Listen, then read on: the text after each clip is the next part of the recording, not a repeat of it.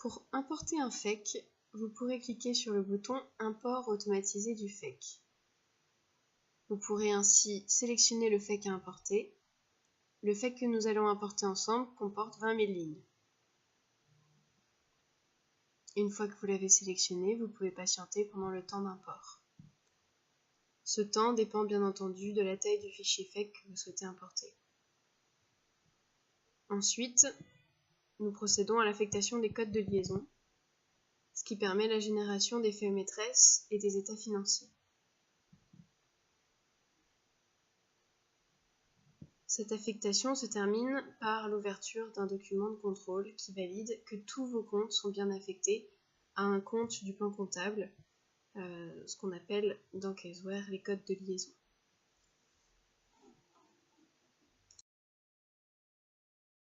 Nous allons désormais nous intéresser à l'outil de sondage. Nous commencerons par un exemple avec la méthode aléatoire table. Le document sondage.00 se trouve dans le dossier annuel, puis 4 travaux par cycle. Vous pouvez le copier-coller autant de fois que vous le désirez et le déplacer à l'endroit où vous le souhaitez dans l'arborescence. Vous pourrez ensuite le renommer. À l'ouverture du document sondage, le sommaire vous permettra de visualiser l'ensemble des parties proposées et les différentes coches vous permettront d'adapter le contenu du document.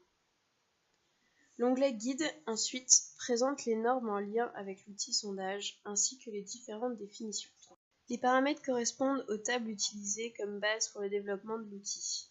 Pour ce premier exemple, nous utiliserons cette première table qui prend en compte la fréquence de contrôle réalisée de façon manuelle et le niveau de risque inhérent. Les autres tables seront vues dans les prochains exemples avec la loi binomiale et la méthode systématique en valeur. L'onglet Test et population vous permettra tout d'abord de renseigner les objectifs et le type de test que vous souhaitez réaliser. Après la description du test qui a été reporté, vous pourrez sélectionner le cycle concerné par votre test et ainsi visualiser le report des niveaux de risque sur les assertions saisies dans le document section à risque SAR. Une fois le cycle sélectionné, vous pourrez choisir le risque concerné par le test. Les risques proposés dans la liste sont les risques du cycle choisi et créé au préalable. Ensuite, les contrôles traités correspondent aux contrôles en lien avec le risque choisi. Les risques et contrôles sélectionnés sont créés et alimentés au préalable ou conservés de la bibliothèque initiale des risques. Les assertions précochées sont celles affectées au risque choisi. Vous pouvez en cocher d'autres si besoin. L'exemple que nous allons traiter est un test de contrôle et nous allons utiliser la première table qui se base sur les fréquences de contrôle. Il n'est donc pas nécessaire de sélectionner la population. Nous pouvons directement aller dans l'onglet Méthode et cocher Aléatoire table. L'outil a déjà reporté toutes les informations du risque et du contrôle que vous pouvez encore modifier. Le résultat est donc de 4 mois à tester, suivant les informations saisies. Cliquez sur Générer l'échantillon et nous pourrons constater que le résultat est janvier, novembre, juillet, septembre. Nous pouvons désormais voir un autre exemple, cette fois en utilisant la loi binomiale. Pour ce faire, il s'agit de connaître les différentes définitions pour lire les tables de résultats. Ici, nous testons une nouvelle procédure de rapprochement. Sélection du cycle client, cette fois, du risque et du contrôle concerné. Pour ce qui concerne la sélection de la population, nous allons utiliser les écritures pour sélectionner les facteurs et nous choisirons les comptes de vente ainsi que le journal des ventes uniquement. Également, nous allons filtrer sur les écritures au crédit. Il s'agit pour cela de cocher le critère montant et mettre inférieur à 0,0. Cliquez ensuite sur Rafraîchir pour visualiser le nombre d'éléments de la population suite à la sélection des filtres.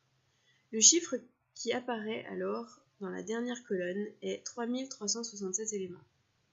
Ensuite, le tableau qui suit vous permettra de visualiser la ventilation de votre population en fonction des seuils que vous aurez préalablement saisis. La dernière ligne du tableau présente le coefficient de variation qui correspond à l'écart type divisé par la moyenne. Il s'agit d'une information sur l'homogénéité de la population. Nous pouvons considérer qu'un coefficient de variation inférieur à 15% signifie que la population est homogène. Il reste à cliquer sur l'onglet Méthode et sélectionner Aléatoire binomial, ensuite l'importance du test que nous souhaitons contrôler, le niveau de confiance, l'anomalie tolérable. Vous pourrez ensuite cliquer sur Générer l'échantillon.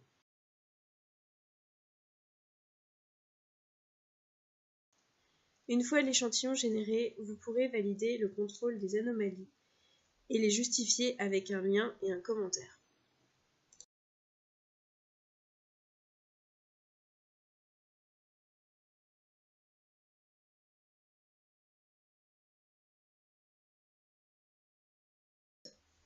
Enfin, voici un dernier exemple qui traitera des tests de substance et notamment de la méthode systématique en valeur. L'alimentation des objectifs est la même que précédemment. Nous changerons simplement le type de test en test de substance. De même, pour ce qui concerne la population, il s'agit de mettre en place les critères de filtre pertinents pour le test de sélection des fournisseurs à circulariser que nous avons pris comme exemple ici.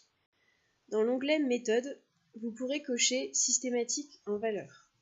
Le seuil de signification et les niveaux de risque sont reportés automatiquement.